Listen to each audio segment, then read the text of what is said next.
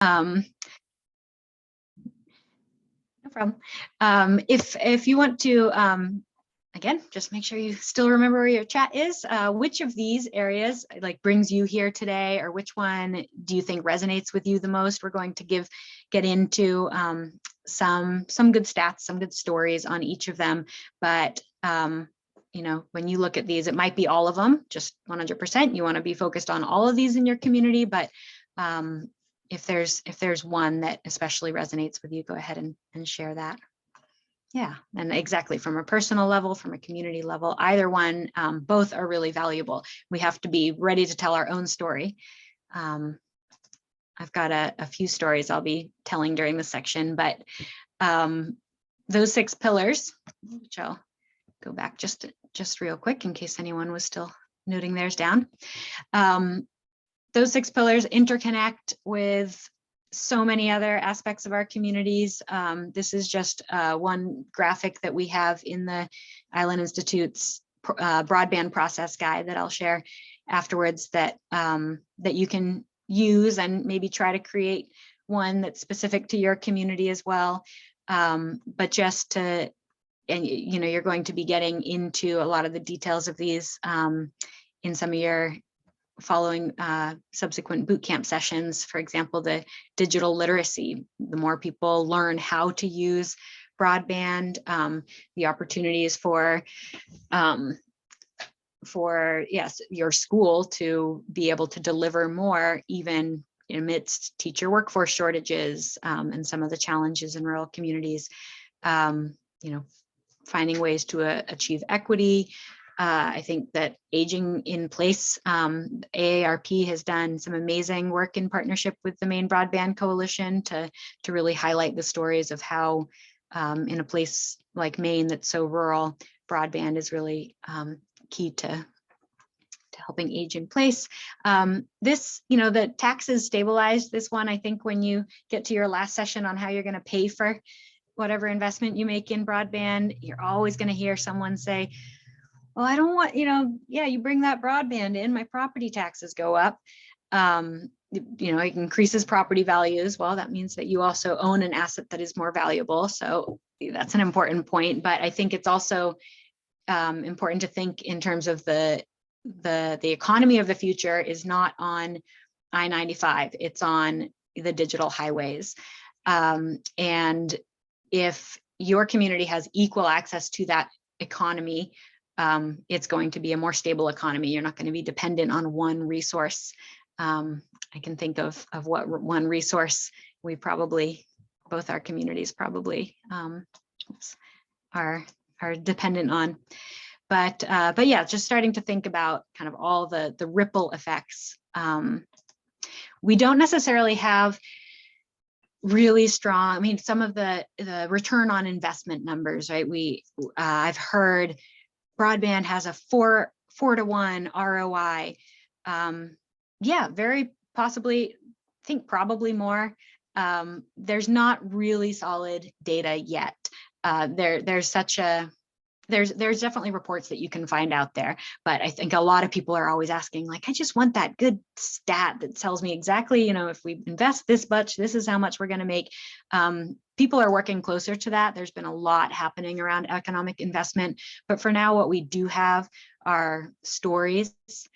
My neighbor on the Bremen Broadband Committee shared that 5 years ago, my family made the choice to move to coastal Maine only after we were insured I'd have access to sufficient broadband. Ask any real estate agent, they're telling you that these are the questions people are asking before they move here. I see some nodding. Now with the bandwidth available in my home, I'm able to participate more fully in family and home activities, eliminating commute time, utilizing the flexibility that remote work offers. So, you know, you hear a lot about remote work, especially since the pandemic. I think that there's some studies out that are saying that at least 50% of the businesses that went remote during the pandemic have decided not to go back to in-person. They had so many cost savings. So I'm sure that you have stories like this in your community. Find the story, make the person write them down, make somebody send you an email with a quote like this. You can use it in a grant application. I'm going to come back a bit to the economy after just touching on the education. You may have heard of the phrase, the homework gap. This is even pre-pandemic. Upwards of 70% of teachers assign homework online today. It saves so many logistics around having enough books for all your students, and plus books can get out of date pretty fast on certain subjects. And so, the internet is an incredible resource. There's a ton of great education out there. Over 70% of teachers are assigning that homework online, but only but 15% at least of school-age children lack broadband access. This is out of the National Education Association, has some studies online. So this is called the homework gap. It's also referred to as the digital divide. Do you want, students in your community to be accessing education on an equal playing field? These screenshots are actually from the Outer Islands Teaching and Learning Collaborative, a network that Island Institute has been part of. It was founded by some teachers 10 years ago, long before the pandemic, long before students had to do remote school. But these are teachers who teach in one-room classrooms. This here is a classroom, I believe this is the Monhegan Island classroom, with a total of 4 students in the school. Sometimes they're between 4 students, 10 students, but these are small schools. You might be the only student in your grade. So the Outer Islands TLC has been connecting these one-room schoolhouses virtually for a decade now. So technology isn't just about, sticking a kid in their own room in front of a computer, but opening just their world. These same kids last year participated in a virtual field trip to NASA and actually spoke with astronauts and got a tour of NASA all virtually. During the pandemic, they all got stuck in their own houses and were able to have a Halloween party and interact online. So it's not just about video gaming, although that creates community too for kids. It's not just about homework, it's about those social relationships. Another story that really impacted me last summer, I had the chance to speak with a professor at Thomas College in Waterville, Maine, who teaches cybersecurity. There is a severe workforce shortage in cybersecurity, and that's not good for any of us. The more that's happening economically online, the more we're taking advantage of the convenience of online banking, shopping, and far beyond that, just municipal functions, the more cybersecurity threats there are.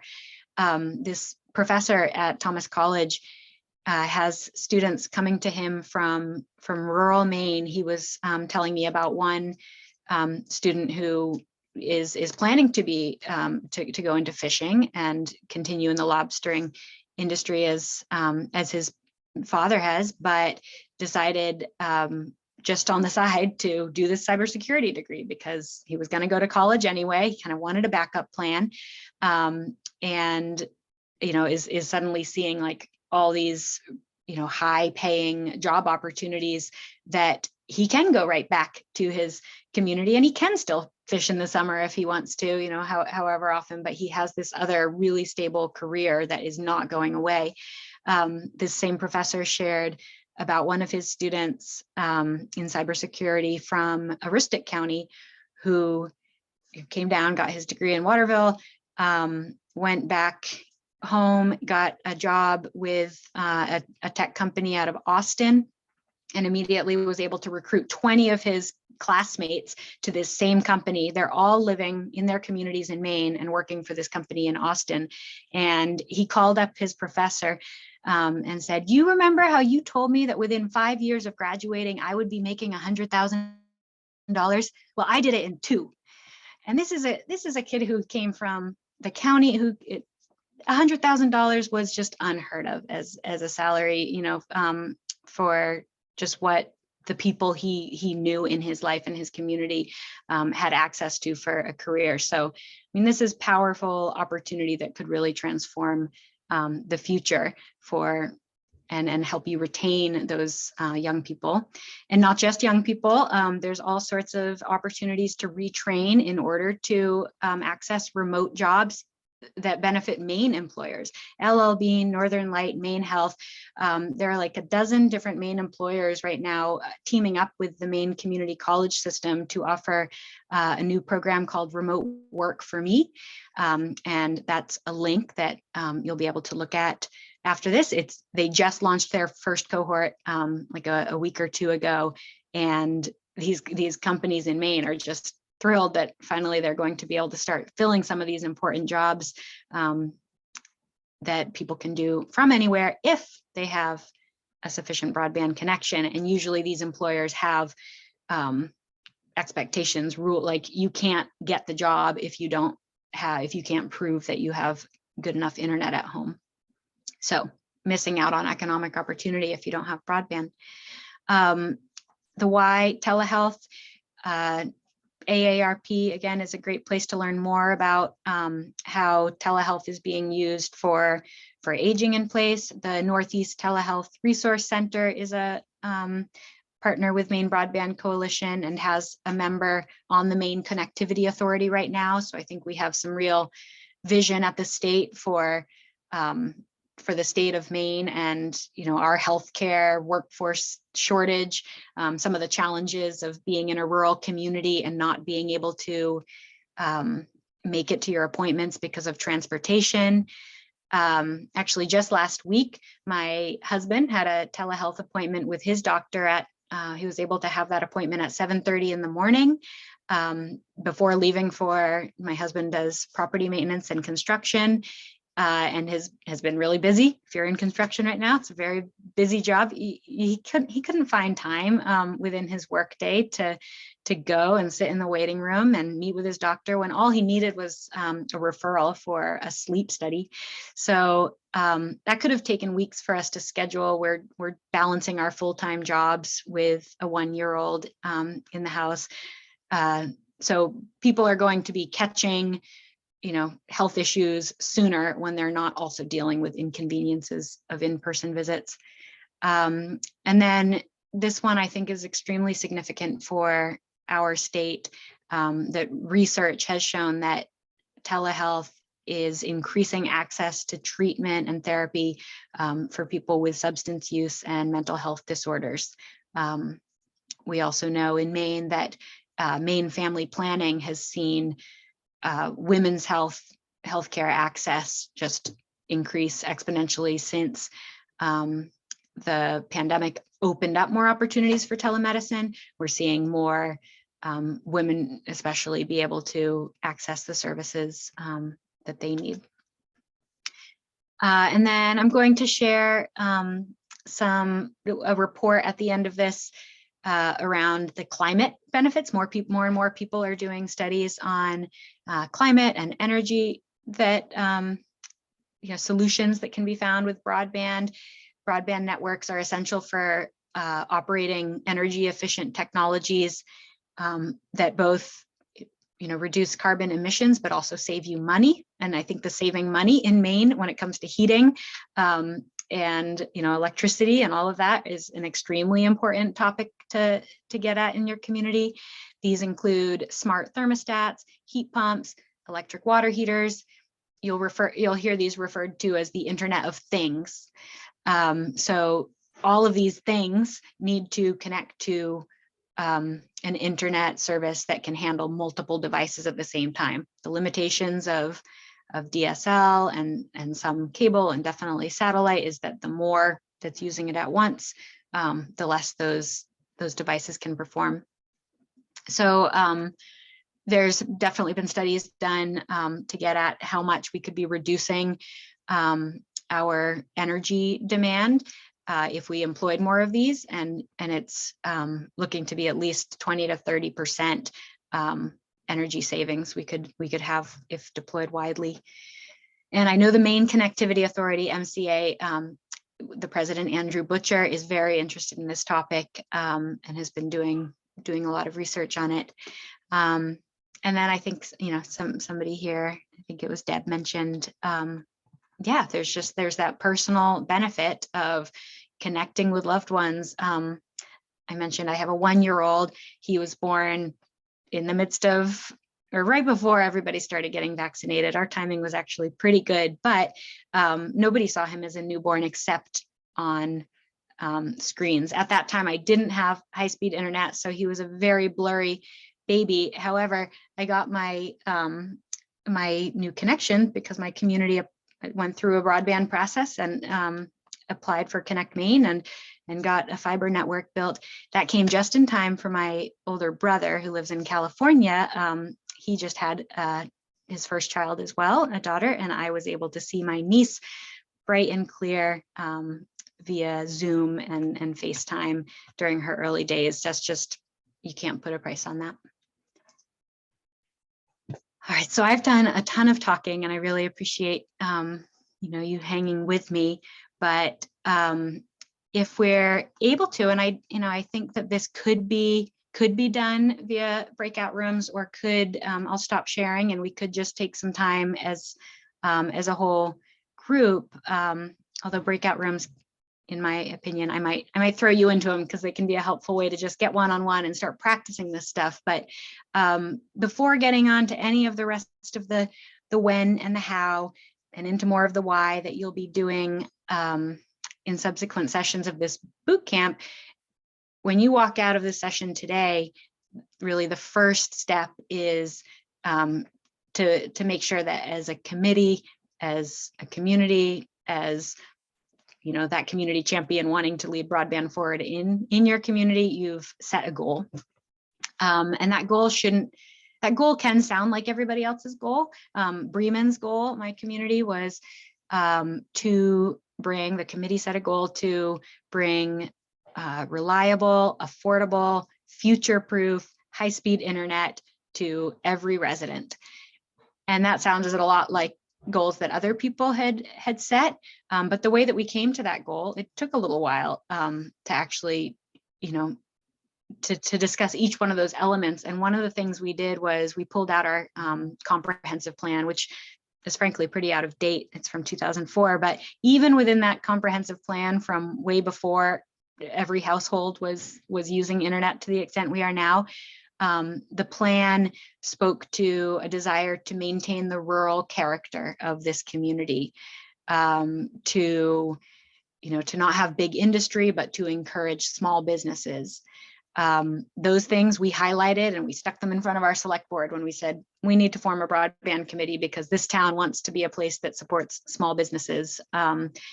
We want young families to move here so that we can maintain the local schools. So we kind of were able to look at that comprehensive plan and know that our goal would help achieve that. A community survey that's going to come out in the community engagement training you'll do in a little while, but yeah, and then the story collecting. I gave you a few stories that impacted me. Ask somebody to send you a sentence or two and they'll end up sending you a page, but make the ask simple. You might already know some of those stories. So again, I'm going to, before we get on to kind of wrapping up, I'm going to stop share. And I think that we're a small enough group so that if anyone wouldn't mind just taking a risk and feeling free to come off mute and answer this question of why your community needs broadband. It's really important to practice these stories and not get into the DSL and the what and everything, like to start with what makes you unique. I can go. Go ahead, Rachel. We've been doing this, it seems like forever. We've been trying to do broadband. And I think we started slow, even though everybody wanted to do broadband, they weren't sure how to do it. And they weren't sure if it was going to cost them an arm and a leg, which is very difficult in our town to get any money from anybody for anything. And we have to prioritize. And I don't think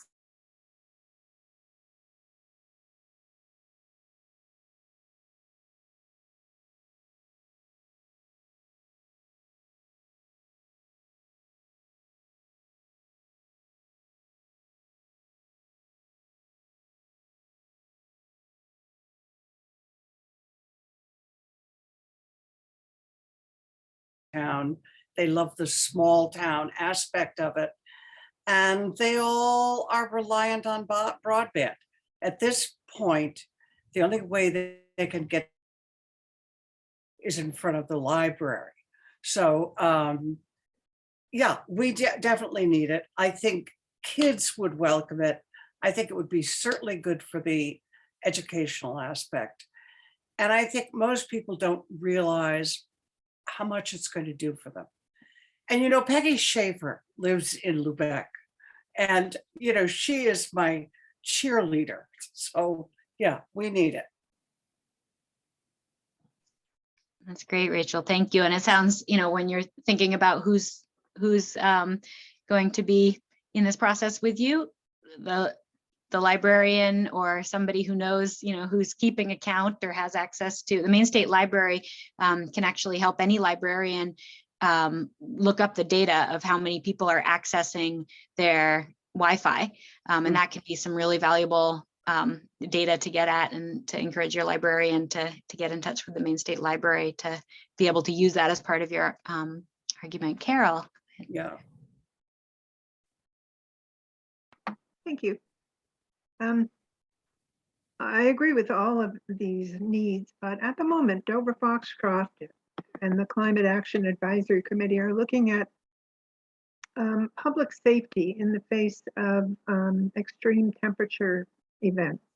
We are the oldest county in the state. We have a lot of people who have breathing problems or other conditions that put them at risk. So, you know, when we started looking at how we're going to set up cooling and warming shelters, especially in the case of multiple risks occurring at the same time, then we ran into how are we going to alert people? How are we going to communicate with people? Because so many of them don't have internet at all, maybe not even cell service. So, you know, communications here in the rural areas of Maine is becoming dangerously underserved, really, when you think about it, especially with our older population. Mm-hmm. Yeah, and do you, I know in Dover Foxcroft, you've got the folks on that climate action group. Do you feel like you already have started hearing some of the stories that you could get written down around broadband, or get people to? I know there's been sometimes it's a challenge to figure out kind of where and how to share those stories, but letters to the editor, those kinds of things.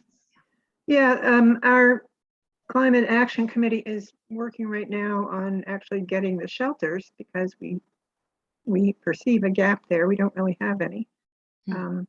And then a little subgroup is working on the broadband aspect. And we met with the grassroots organizer, Sam Nauman, and he got a lot of people fired up. So Good. I envision there will be a lot of community workshops, a lot of surveys to really try and get this done, because as everybody knows, we've been talking about this for a long time. Time to get it done. Yeah, thanks, Carol. And I was so hit by Dover Foxcroft here in Piscataquis County. I was so hit by a report that was done 2020, 2021 survey, the rural youth surveys, or the Rural Youth Futures Survey, done for counties in Maine that are forest industry counties. You can Google UMaine Rural Youth Futures and see where these widespread surveys were done. For Piscataquis County, 666 students replied. It was an optional survey, but 666 responded. And when asked where they saw themselves living as adults, 68% wanted or expected to live in their home community or home county. And to the question of how many saw a future economically growth in their future economy, only 13% said yes. So there's a major disconnect, and that's the kind of surveying, storytelling that can really start to change public opinion on this. Like, oh wait, you're not just talking about this is a problem we have in Maine. Like, oh, you're not just talking about people from away, because that sometimes doesn't win people over, the idea of attracting people from the outside. But when you start talking about your kids leaving and moving away from here, that can pull at the heartstrings a little more. So that was a great survey to reference for some community specific data. And then I know that the Sunrise County Economic Council is teaming up with Healthy Acadia to survey youth in Washington County regarding broadband. And that'll be a really important source for you in Washington County to pay attention to, see if you can get some info when that survey closes. Anyone else on kind of your community? Jean. One of the things that I foresee as a challenge in Eastport is we, like in Cataquis County, have a more older population. And we're going to be doing the survey, which the Sunrise County, it's like a 7-minute, 15-question survey to see what our community would like to see as far as broadband. And I'm wondering how many of the people that are out there really don't even know the terminology that is in the survey, because they're not online. They've said, I've made it 76 years without being online and I don't need it. And they don't, but they're like, we know their life could be richer with it. So I'm wondering how to make that jump, or that to bridge that gap. And I thought about some of the National Digital Equity has classes for people who are unfamiliar. That's one way. Working with the senior center is one way. So that's a challenge for us. I'm really glad you mentioned NDEC, the Digital Equity Center, but that's your next, the next boot camp session is with Susan Corbett, the director of that organization. And I do believe that has been a very effective tool for communities with older populations to kind of start to feel a little bit of the benefit themselves. One thing to maybe ask the next time somebody says, like, I've lived this long without, without a computer, don't need one now, is just to ask what their TV situation is. Do they have a, cable subscription? How much do they pay, or a dish network? When you talk about our older adult population in Maine, we've got a lot of folks on a fixed income, whatever source of income that is, whether it's retirement or whether it's Social Security. If you're not working currently, like you have a set amount budgeted each month, and it's incredible to see how much people pay for things that they could be getting over the internet that they just don't realize. So NDEC, Digital Equity Center, has a 1-hour class on cutting the cord and just talking about how you can save money. You can, if you like to watch certain news programs, watch certain shows, you can access those for so much less money if you have a strong enough internet connection to stream TV services. So I think that can often be a really good, foot in the door, Trojan horse, whatever it is. It's just Right. like, well, you might not use email, but you probably watch TV. And if they don't, there are other classes. They just have such a great wide variety, and giving them finding like those classes tend to spread word of mouth a little bit. So even if you don't know how to even get started, they teach their classes online now. You can call the number. The website has the number. You can call NDEC and talk to a person who walks you through how to turn on your computer, and they've got tutors. So yeah, Susan will be talking all about that, but I think that's a great, you're seeing that connection and that need to help people see the benefit for themselves in addition to hearing other people's stories.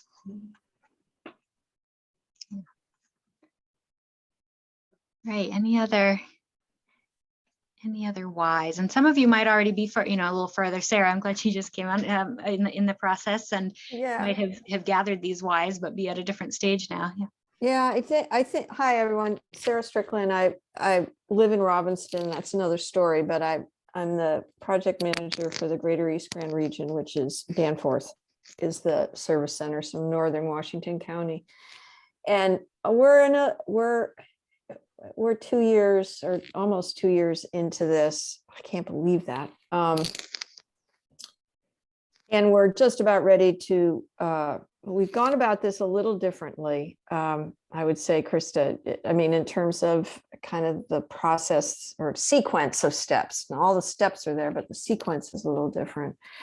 But to your question about, Jeannie, what you were saying, and Rachel, the benefit argument for us is all about economic development. I mean, it is entirely about that, and it's focused on several different pieces, or it's focused on the vision that the region holds in its new economic plan. And I'll just say them out loud because I think that they're relevant for everybody.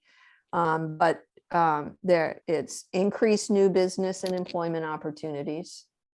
So it's all about workforce. It's 4-season recreational tourism and what that brings into the area. It's involved youth and supporting kids in school in all the ways that are needed. It's young adults, supporting them to be able to come back if they want to the area, or to stay in terms of what they're doing. And then new families coming into the area with children in order to be able to support the smaller schools that we have in Washington County. And then helping elders thrive in place, all the things that we were just talking about. So that's the picture that we're going to be painting more and more with the towns as we move into this next phase. The other thing I'll just share, and I don't know whether can I share? No, I can't share. I've got this visual that it is kind of irrelevant. Well, it is sort of relevant, but it's a hoot because it goes right to the question of, so all the different ways people actually use the internet, even though they think they're not. So let me just show this to you. It's a trip. Can you see this? So this is a graphic that shows how much data is generated every minute on the internet. And the reason why I like it to potentially use with people is because people can relate to Netflix and Zoom and maybe some of these other applications and ways in which the internet is being used, YouTube, Facebook. And this just is showing why, from my perspective, why high speed is important. Because if you have all these people using all of these applications all the time, every minute, that just continues, it just shows how it's a comparison to all of the appliances that are in our houses that have grown over the years, which require more and more electricity. So I don't know. Anyways, I'm going to be experimenting with this to see if it actually grabs some people's attention. So anyways.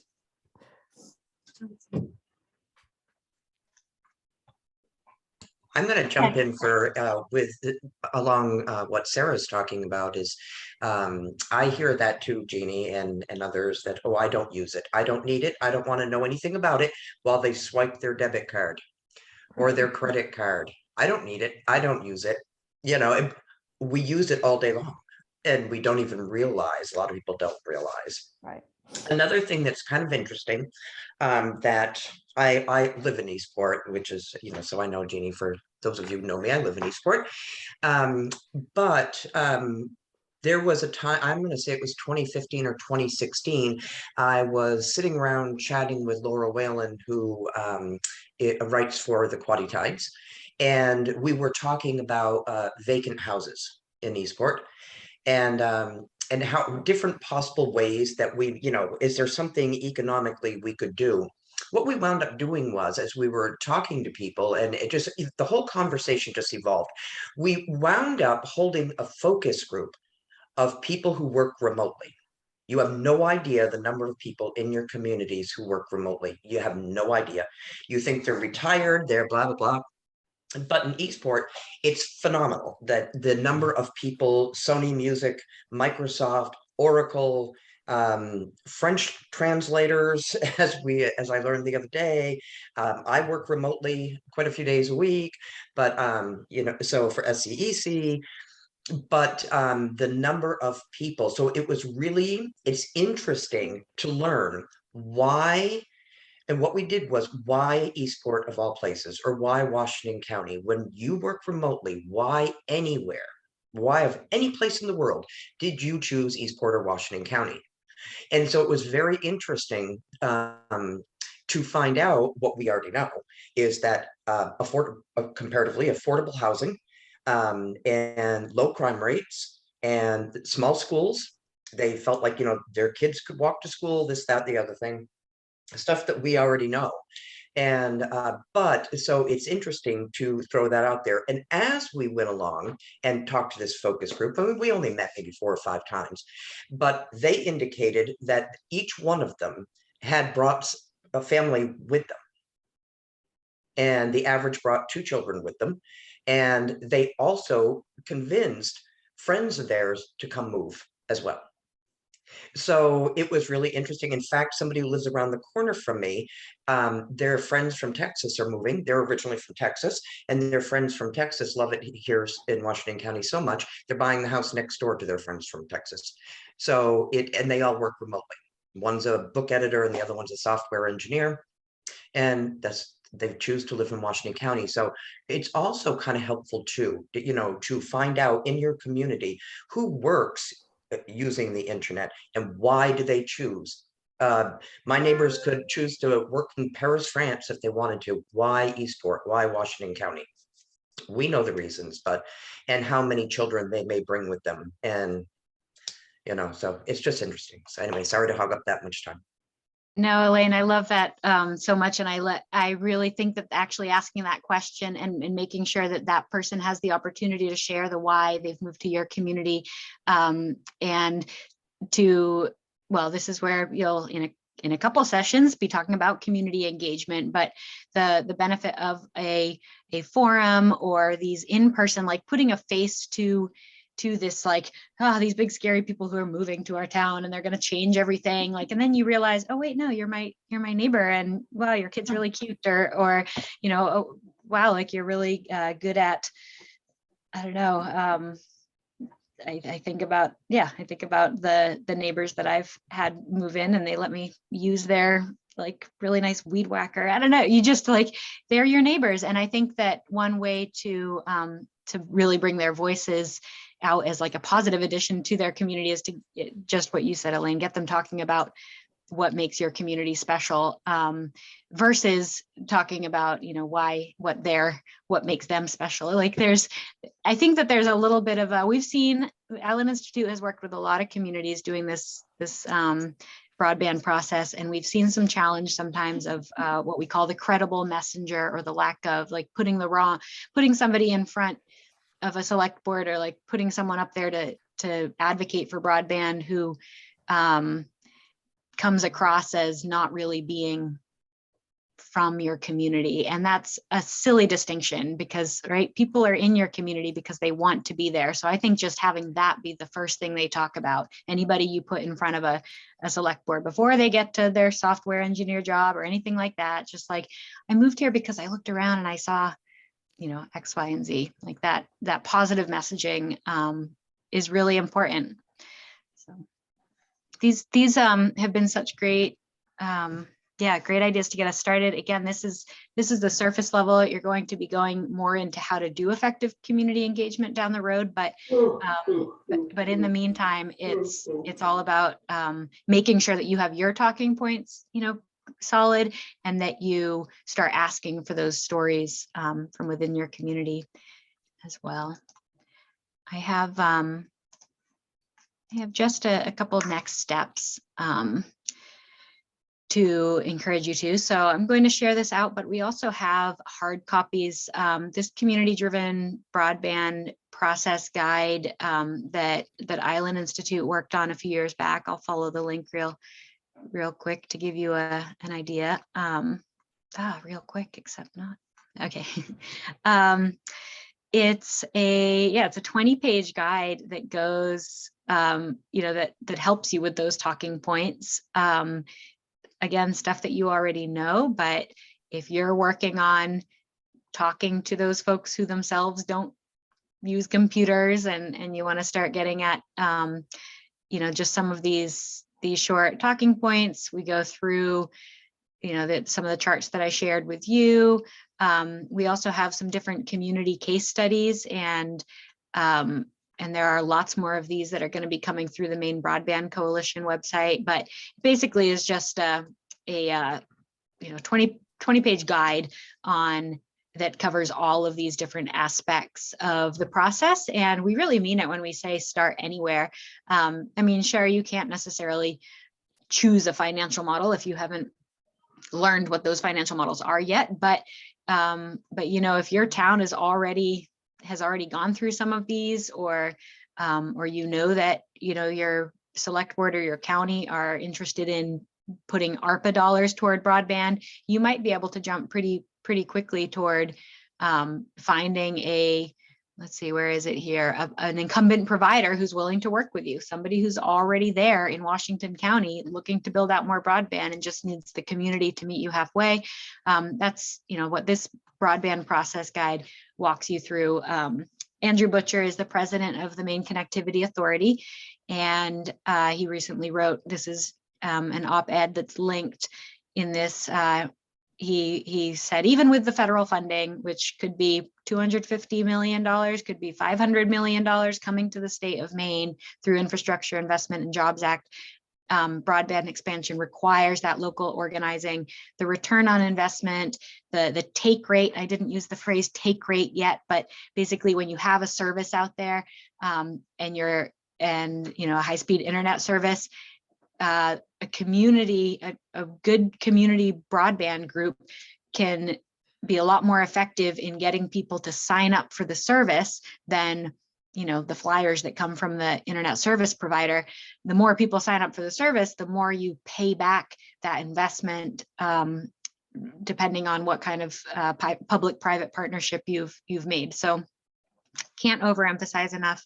And then I have just two really big, well, three, I guess, easy ways to stay informed and connected are, as I mentioned before, the Maine Broadband Coalition.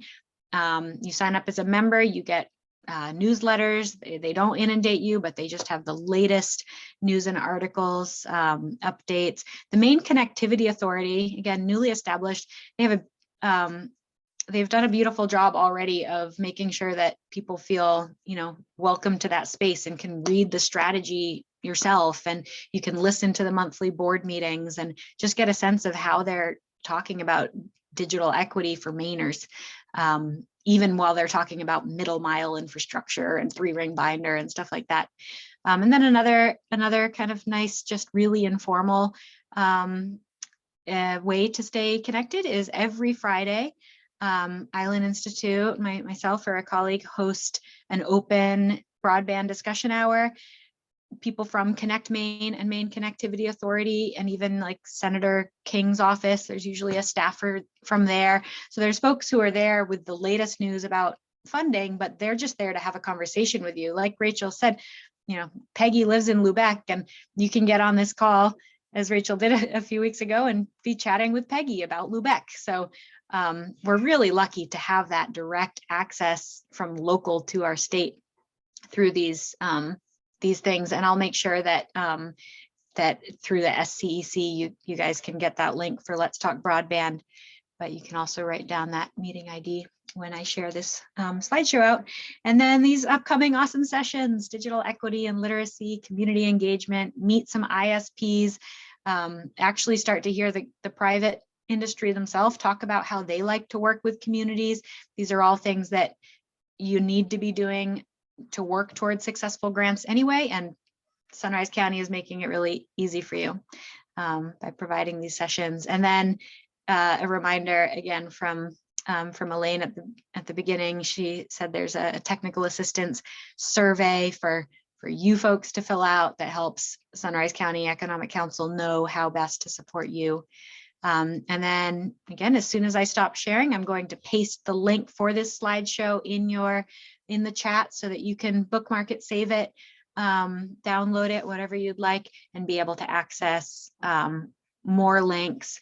And you know, if there were any questions that didn't, oh dear, I just realized I wasn't sharing. I wasn't sharing during that, was I? Here, I'll Yes, you were. Oh, I was. Okay, good. So I did, and now I can stop share. Thank you.